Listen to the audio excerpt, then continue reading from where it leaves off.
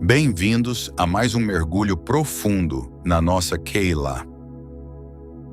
Sabe aquela sensação de olhar para um desafio gigantesco e se sentir minúsculo, completamente incapaz?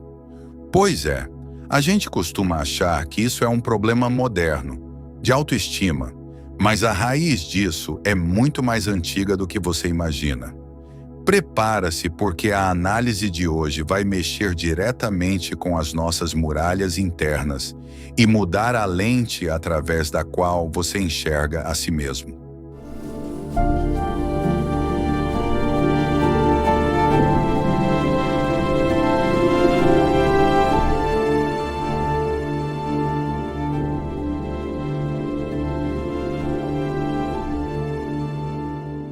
Nós éramos aos nossos próprios olhos como gafanhotos.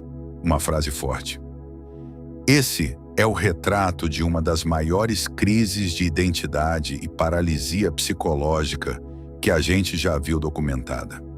É surreal ver como a forma que a gente se enxerga por dentro pode distorcer totalmente a realidade do lado de fora. Vamos entender a síndrome do gafanhoto. A ideia aqui é pegar esses textos antigos e transformar uma compreensão sociológica e psicológica porque no fundo a mensagem é clara. A missão para Canaã. O contexto aqui está lá no livro de Números, para ser mais exato, da porção Shelah Lehá. O texto fala do envio de 12 homens para espiar a terra, e aqui tem um detalhe que faz toda a diferença. Eles não eram pessoas comuns, eram líderes, príncipes das suas responsabilidades. Nas costas deles era gigantesca. Porque pensa bem, o medo de uma liderança tem o poder literal de paralisar uma nação. E aí entra um número clássico, 40. Eles passaram exatamente 40 dias observando a região. E o que eles viram? Uma terra incrível, que realmente manava leite e mel, cheia com frutos tão grandes que precisava de vários homens para carregar um só cacho. Era a abundância em pessoa, mas sempre tem o mas, né? Eles também viram cidades fortificadas, com muralhas imensas. E foi bem aí, de frente para essas muralhas, que a semente do medo começou a brotar. Isso nos leva ao segundo ponto, o relatório. O momento em que esses líderes voltam para o acampamento é um verdadeiro estudo de casos sobre comportamento de manada. A proporção é assustadora. 10 líderes, ou seja, a esmagadora maioria, trouxeram um relato dominado pelo terror. Só 2 deles, Josué e Caleb, bateram o pé e mantiveram a fé e a confiança no Eterno. E como costuma acontecer com a natureza humana, o povo inteiro foi engolido por aquele pânico coletivo da maioria. É exatamente aqui que vemos o conceito fascinante, a síndrome do gafanhoto. Lembra da frase, éramos aos nossos próprios olhos como gafanhotos? Isso é a mais pura mentalidade de escravo. Isso explica que fisicamente o povo tinha saído do Egito, sim, mas o Egito, aquela submissão toda, não tinha saído de dentro. Quando a gente não tem uma identidade interna bem resolvida, reação automática é projetar a nossa própria insegurança em quem está do outro.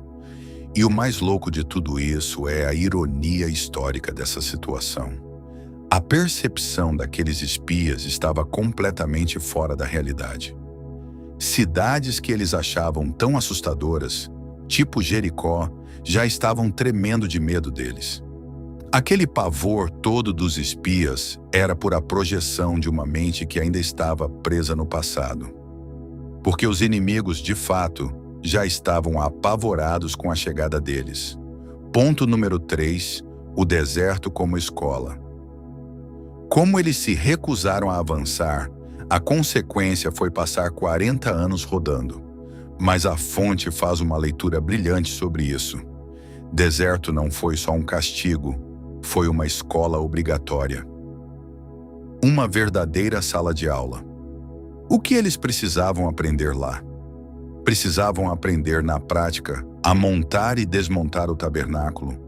Tinham que entender como realizar os sacrifícios da forma certa, criar o hábito rigoroso de guardar o Shabat e viver o ciclo das festividades. Era um treinamento intensivo, passo a passo, desaprender a ser escravo no Egito e aprender a servir ao Eterno.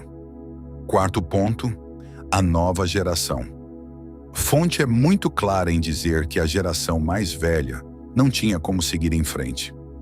Mas quando a gente olha para a nova geração, a lógica faz todo o sentido. Era uma galera que nunca respirou o ar da escravidão. Eles nasceram e cresceram no deserto, dependendo 100% do cuidado do Eterno e praticando aquelas disciplinas desde pequenos. O resultado? Uma mentalidade totalmente livre. Zero complexo de gafanhoto. Estavam prontos com uma identidade forjada para viver como um verdadeiro. Paralelos modernos à identidade no retorno. E onde a gente encaixa tudo isso nos dias de hoje? A fonte traça um paralelo sensacional entre essa história antiga e a realidade de muitos grupos de como os Bnei Anusim, que estão nesse processo de retorno às raízes judaicas. Pensa bem, antes a caminhada era num deserto literal. Hoje é o deserto da diáspora e de tentar encontrar o seu lugar. Desaprender a escravidão do Egito, hoje, significa desaprender inseguranças e aquele sentimento de não ser bom o suficiente. E enquanto o objetivo antigo era entrar em Canaã, o objetivo moderno é conquistar uma identidade autêntica, muitas vezes batendo de frente com a necessidade de validação dos outros. A identidade de um grupo não pode ficar refém da aprovação externa. O processo formal de conversão e aproximação tem o seu valor, com certeza. Mas o perigo enorme é transformar essa busca por reconhecimento humano numa nova escravidão. Tentar misturar estruturas ou esconder as próprias convicções só para ser aceito é, segundo a análise, a versão moderna da síndrome do gafanhoto. Uma identidade de verdade não pode depender só de um carimbo de validação alheia. E assim a gente chega no nosso sexto e último ponto, o poder do nome. Se a síndrome do gafanhoto é o grande problema, qual foi a solução profunda que a narrativa trouxe?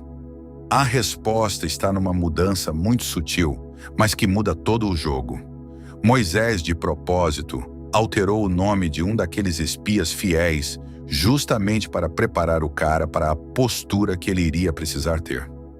O nome original, Oséias, que significa salvação, virou Josué ou Yoroshua. Mas o que exatamente aconteceu nessa mudança? O grande segredo está na letra Iod, que foi adicionada bem no começo do Shon. Ela é a menor letra do alfabeto hebraico, mas carrega um peso enorme. Ela simboliza a presença do nome divino. Você junta isso, o nome passa a significar o Eterno foi uma mudança minúscula na palavra, mas que serviu como um lembrete constante. Fonte destaca que, a partir daquele momento, a identidade de Josué carregava a memória espiritual de que a vitória não vinha da força do próprio braço, mas de algo infinitamente maior. E é por isso que o material chama isso de a vacina definitiva contra a covardia. Carregando essa marca divina no próprio nome, não tinha como Josué olhar para os gigantes e se achar um gafanhoto. O foco não estava mais nas limitações dele, mas no tamanho da missão que ele recebeu. Era o antídoto perfeito, funcionando 24 horas por dia contra qualquer insegurança. Para fechar, eu quero que você olhe para os seus próprios gigantes hoje. Será que eles são tão invencíveis assim? Ou é a sua visão sobre você mesmo que encolheu? Lembre-se de que o Criador já te deu um nome e uma identidade livre de qualquer escravidão. Se essa reflexão destravou algo aí dentro de você e fez sentido, Não guarda isso só para si. Se inscreve aqui no canal agora mesmo. Deixa aquele like para ajudar essa mensagem a ir mais longe e comenta aqui embaixo para mim. Qual é o gigante que você vai parar de enxergar com olhos de gafanhoto a partir de hoje? Compartilha esse vídeo com alguém que precisa resgatar a própria identidade. Um grande abraço, muito obrigado pela companhia e a gente se vê no nosso próximo estudo.